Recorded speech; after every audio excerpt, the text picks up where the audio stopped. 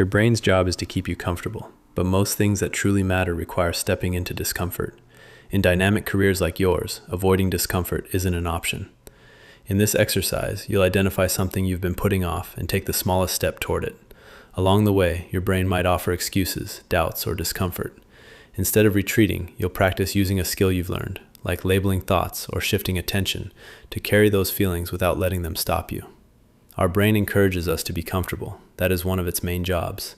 In contrast, most of the things that matter to us in life and work require a great deal of being uncomfortable, especially within careers that require responding to dynamic and rapidly evolving contexts like yours. Our brain is very skilled at providing content that is in conflict with being uncomfortable.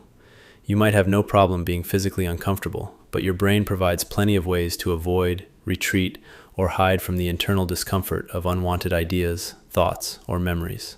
Strategies that help you push away or avoid mental discomfort, such as going for a run or playing on your phone, can look productive, but all you are training is how to retreat or hide from discomfort.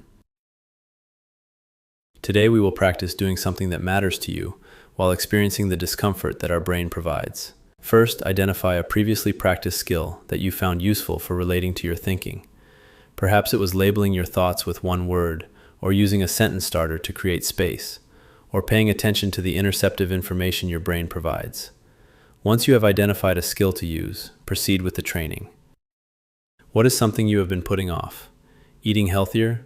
A difficult conversation with someone? A new physical training regimen? More time playing with your children? Asking for more responsibility at work? Or learning a new skill? Identify the smallest step possible for moving toward the thing you have been putting off. For example, if the thing you were putting off was eating healthier, define what eating healthier means for you. Is it introducing more green foods or cutting out more processed foods? Once you have defined the problem a little better, identify the smallest next step possible for moving toward the thing that matters. Perhaps the next step is writing down a list of green foods or calling someone who eats healthy and asking for 2 easy recipes. Once you reach a step that requires difficult action and you start to notice dread or the desire to put this next task off, this is your moment of action. Pick a skill you have worked on that could be useful in relating to your thinking about the action you have identified. For example, it could be skills from the sustaining attention exercise, shifting attention, or an exercise involving thought labeling.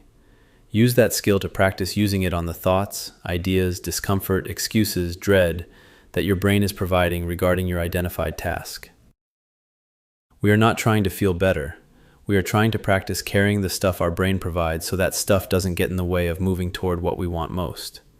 Your goal today is not to immediately attain the thing you have been putting off, but rather to practice taking the next smallest step toward that thing, while practicing relating differently to what your brain gives you. Often these are excuses or red flags of discomfort along the journey.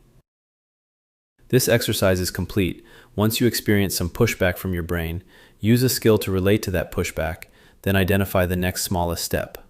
Our brains are masters at keeping us alive, and they want to do this in the most comfortable way possible. The career you have chosen doesn't afford a lot of comfort, and along the way, you probably develop strategies for ignoring or quieting your brain. These strategies have a cost. When we ignore our brain, we also miss out on useful content. Our goal is to do the things that matter most to us, while noticing the content that our brain provides, while recognizing that we are big enough and strong enough to carry any input from our brain.